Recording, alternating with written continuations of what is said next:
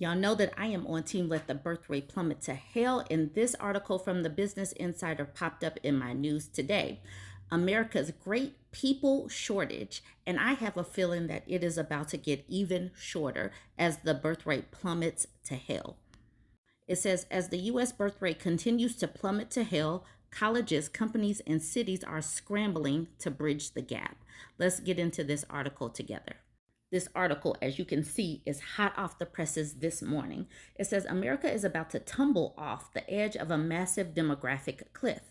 The timing is no coincidence. The U.S. birth rate peaked in 2007 with just over 4.3 million babies born that year. That number has dropped almost every year since, reaching a 30-year low of 3.8 million births in 2017. Last year, the rate was down to 3.6 million. Now, those 2007 babies are turning 18. I know. As they prepare to start college and enter the workforce, their transition to adulthood signals a new reality for universities, employers, and the whole of America's economy. Every year from here on out, at least for the foreseeable future, colleges will face a smaller and smaller pool of prospective students, and companies will see a drop-off in the number of potential workers.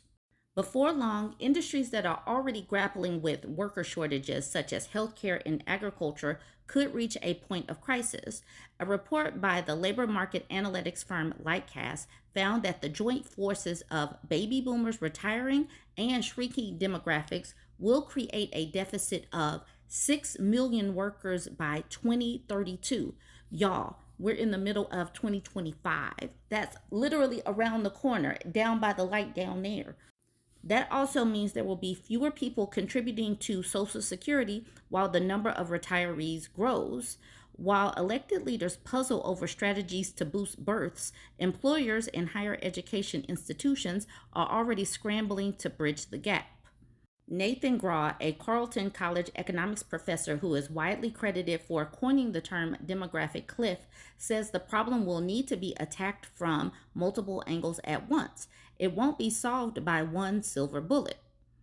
Incentivizing Americans to have more kids has become a popular political talking point, particularly on the right. As part of Donald Trump's One Big Beautiful BS of a bill, parents will now receive a whole whopping $1,000 investment account for every new baby they have between 2024 and 2028. Population decline isn't a uniquely American problem. According to the Department of the United Nations Department of Economic and Social Affairs, fertility levels below 2 births per woman are becoming a global norm, meaning that societies around the world are falling short of the required 2.1 births per woman to replace the population. The trend is especially pronounced in high-income countries where women are more likely to have access to birth control, higher education, and professional opportunities, all of which are linked to delayed childbirth, which in turn generally leads to fewer total kids. But women in many low and middle income countries are also having smaller families, even in places where marriage is nearly universal and childbirth isn't delayed, such as India. With no single clear-cut cause, the birth rate decline is a problem without simple solutions. I don't believe there are any policy levers, at least that we know of, that can make a big difference here, says Wafa Orman, a labor economist at the University of Alabama in Huntsville.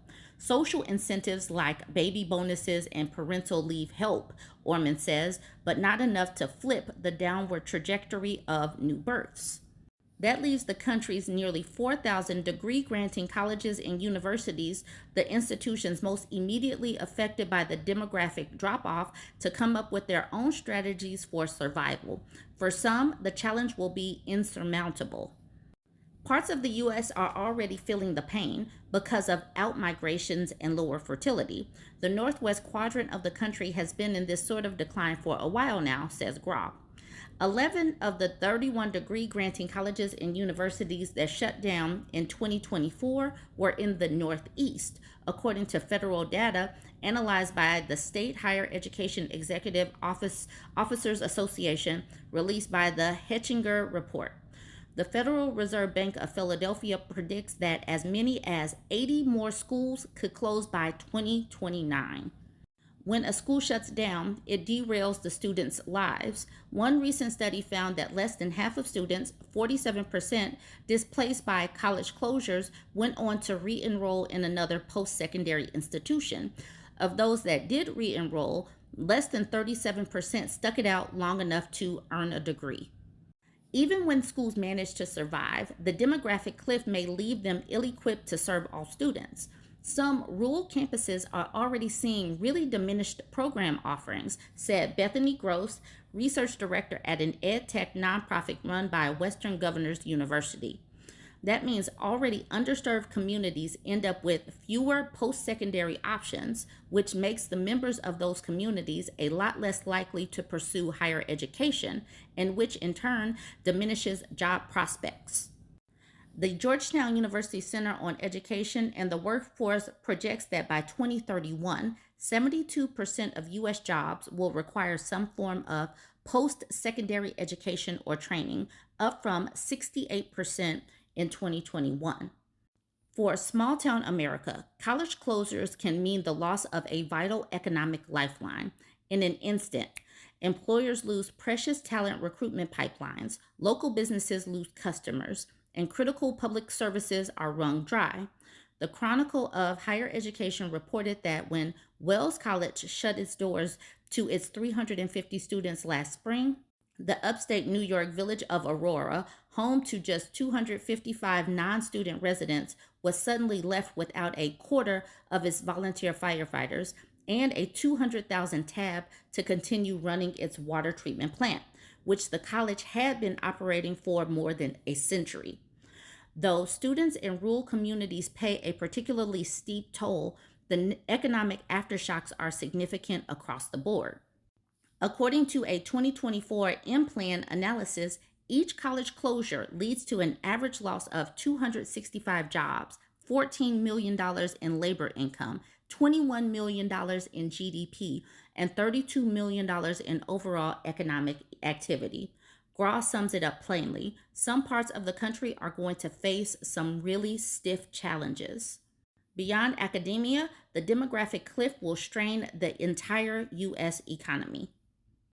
In a new report, the Congressional Budget Office projects that by 2033, deaths will begin to outpace births, culminating in a smaller and smaller, older skewing population. This population of demographic shrinkage leads to a shrunken labor force, which means less economic growth over time.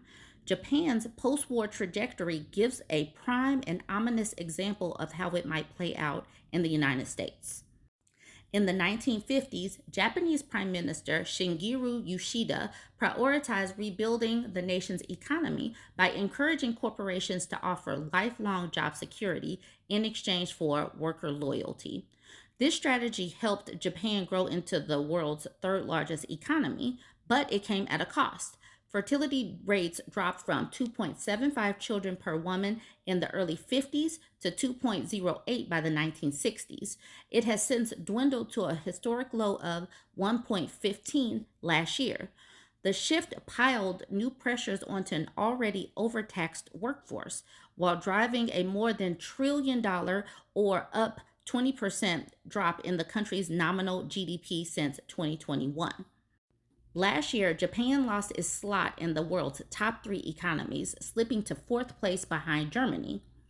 There are some studies that show that the difference in economic growth between the United States and Japan can be entirely attributed to demographics, said Orman. Japan's growing more slowly only because they have fewer people, and especially fewer young people. So if our population starts to shrink, we should expect to see the same thing happen. If America's demographic cliff were happening in isolation, it would present serious questions about the nation's ability to maintain its position among the world's major economic powers. But the decline is affecting a majority of countries around the world. As of 2024, the U.S. birth rate remained higher than in nearly all of Europe, the Russian Federation, South Korea, Brazil, and Japan, and China, according to UNDESCA's report. I'm not sure if that's how I say it, but right here, UNDESCA's report. The situation presents an interesting thought experiment. If the population plunge isn't hampering the US's relative edge in the global market, is slower growth really such a big deal? Orman proposes a longer view. Most innovation comes from young people, she says. Young people are usually the ones that are more creative, have new ideas, and see things in a different way. Once you get older, you have the wisdom that comes with age, but you are less creative than you were in your youth. An aging population can be a detriment to innovation and progress, which is a potential detriment to societies everywhere. So, what happens now? First, the bad news. A complete reproductive rebound is probably off the table. There is no precedent for pronatal policy measures raising birth rates enough to get population counts back on track, and certainly not before 2033. According to the CBO's report, the only surefire way to do that is by expanding legal pathways for immigration to the U.S., a solution rife with political friction. Colleges, companies, and communities will have to adapt to the hands they've been dealt. The good news is that some early strategies to adapt have already shown potential. Jenny Petty, Vice President of Marketing and Communications at the University of Montana, says that the school saw a 40% decline in enrollment between 2011 and 2019. It has since doubled down on targeting non-traditional student populations through community college licensing programs and workforce development training partnerships with regional employers. The university has also focused on improving student retention, with admissions counselors shifting away from recruitment to prioritize meeting one-on-one with new students. Those efforts have paid off. Petty says that the university has seen 8 consecutive semesters of enrollment growth, and retention is up to 74.8%, well above the national average of 68.2%. The University of Montana's multi-pronged approach reflects the kind of strategy that several higher ed experts say will be necessary for colleges and universities' survival through the demographic shakeups ahead. Student retention will be an increasingly critical piece of that puzzle. Employers and communities will similarly need to find ways to make the most of fewer workers and residents, whether by leveraging new technologies or finding creative solutions for developing young people's skills and economic capacity. I hope that we'll see some real attention to student success, and there are institutions that have already gotten ahead of the demographic contraction, says Craw, the Carleton College economist. A 15% decline in enrollment is very challenging for many tuition-dependent institutions, but it's not happening all at once. It's happening bit by bit, year after year, so that's a challenge, but it's a workable challenge. It's about to get real. Colleges and universities have been charging way too much for schooling, so they are probably going to have to adjust costs. They're going to have to adjust professor pay. The surrounding areas, the college campuses and the communities are going to have to adjust. And what we're going to start seeing is many of these communities that have built their whole community around the college campus are probably going to start dying. We're also going to see, because people are not understanding why women are opting out of having babies, so much of this is political. They were talking briefly about the politics of immigration, but women are opting out because of politics. They're opting out for reasons like cost of childcare, cost of just living, but the fact that men are not doing what they need to do as far as raising the kids and participating in the home. And the climate, the gender climate right now is terrible. Women are saying, no, we don't want to even deal with these people. And the men are just spewing red pill nonsense. This is not going to be fixed. And when I read these articles, and I do this consistently whenever they pop up, they are not talking about the societal issues that are going on. There are economic issues, but yes, there are so many social issues that are going on. Social, political, environmental, all of these things that are going on right now that are causing women to say, get someone else to do it. We have also talked about what's going on in Japan and China, watching the real estate fall off a cliff, watching all of these elementary schools close, watching just how businesses are trying to adapt. And we're going to start seeing that right now because, like this article said, there are some places that are seeing more deaths than births.